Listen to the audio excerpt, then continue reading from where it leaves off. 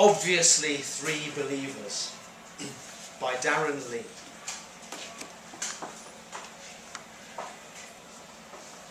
It's Christmas Eve. We are poolside, paralysed, poleaxed, in the aftermath of another gig. I perch on the end of my lounger and do another line of coke. Images fused together, coalescing into an acceptable form of clarity.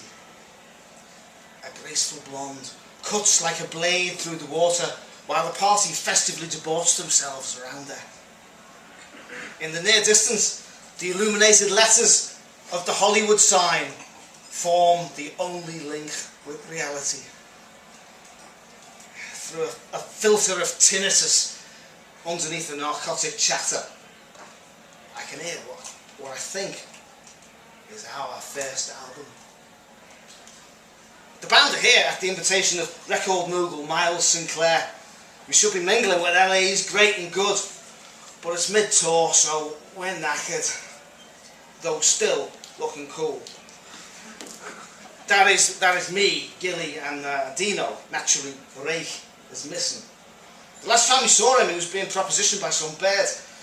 That's the lead singer's prerogative. He gets first call on the women, and we're left nursing a bottle of Jack Daniels.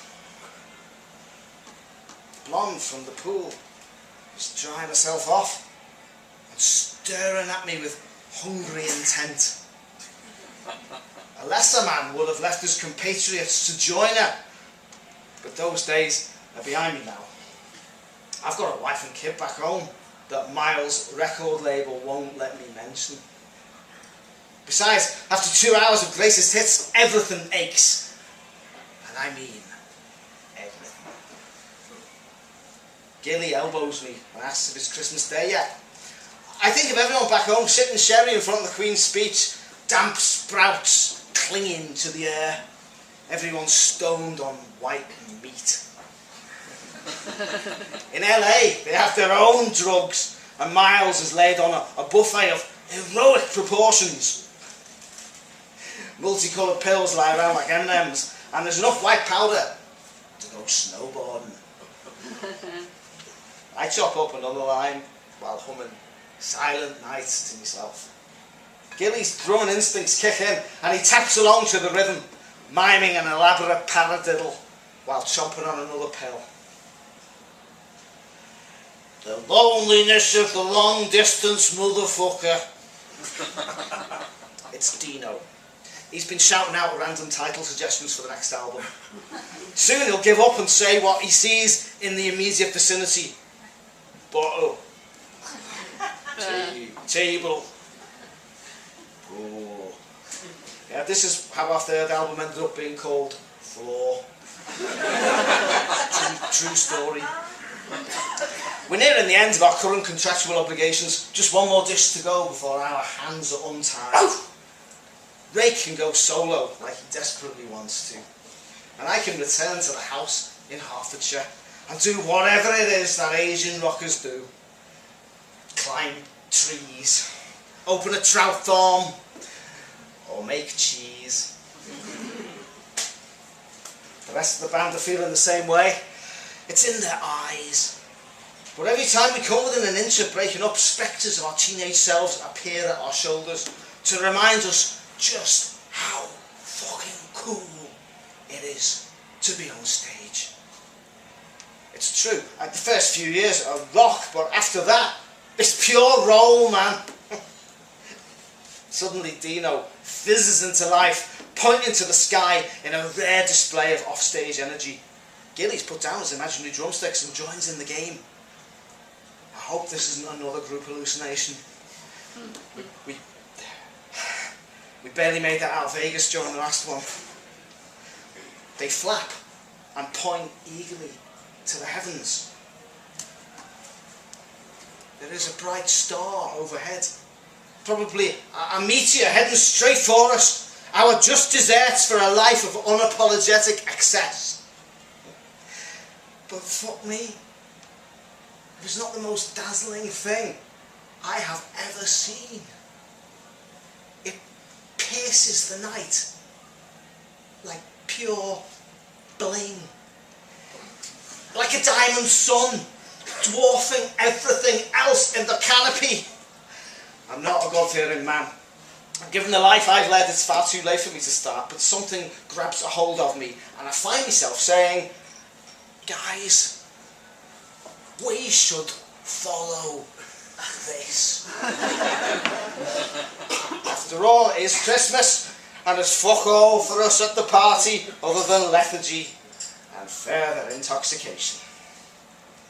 So we slip away, traipsing carelessly across Miles's manicured garden. Deano gives us a shaky leg up over the security fence, breathlessly clambering afterwards. But before we know it, his weight has brought the fence down. We run off into the night, stopping for no one. 3 kings on a mission from God. After a few minutes, we take a middle-aged breather. The star is so high above that it's difficult to tell which direction to head in. Deano and Gilly stare, goldfish-mouthed, as if navigating is too much for them to cope with. I feel the unwanted burden of being the leader. Such is the curse of the rhythm guitarist. I tell them that we'll head south. South is where the devil lives, says Deano. I almost reply before realising that this is another album title. South turns out to be a sharp downhill slope of undeveloped scrub. Gilly is the first to go, tripping over a clump of weed and skidding down the rest of the slope on his backside. I'm laughing so hard, I miss Deano sneak up behind me, hands pushing me over, sending me tumbling into oblivion. Deano launches himself afterwards, maniacally laughing all the way as he bounces down the hill. We fall together, numb to the shocks of boulders and the impact of the dry California ground. From now on, the collective noun for a trio of rock musicians is an unbalance.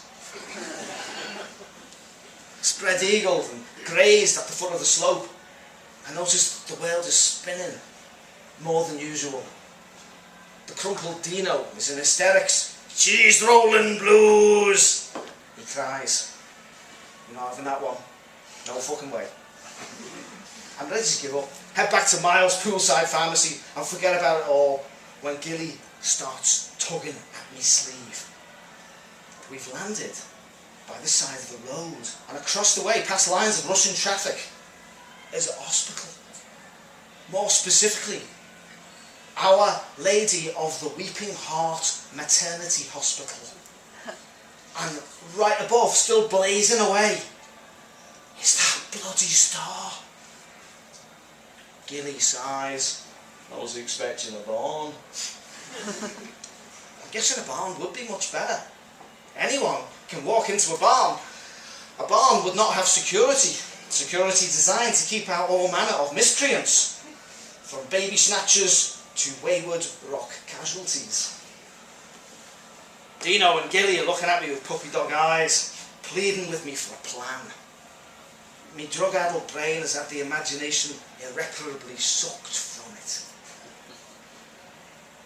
I look up to the star again. It's so high that I feel a tiny pop from the cartilage in my neck. I focus on its glare, praying to it for inspiration. Suddenly, I feel a wave pass over me. It's warm and comforting. It tells me that it doesn't matter. Everything's going to be okay. We're just going to walk in. We give it a go. Slowly, we cross the road, trying to look like 3 normal guys. Sober ones without shaggy hair and wild eyes. The kind that would not look out of place in a maternity hospital in the early hours of the morning. We shuffle gingerly, and our drug-crazed bravado helps us make it across the road, dodging traffic all the way. The automatic doors open and we are greeted by the reception desk. We trudge, suppressing guffaws, up to the nurse. She has the name Cavendish on her badge. I try to open my mouth, but my lips feel like they're gummed together. we're here to see the baby. I struggle.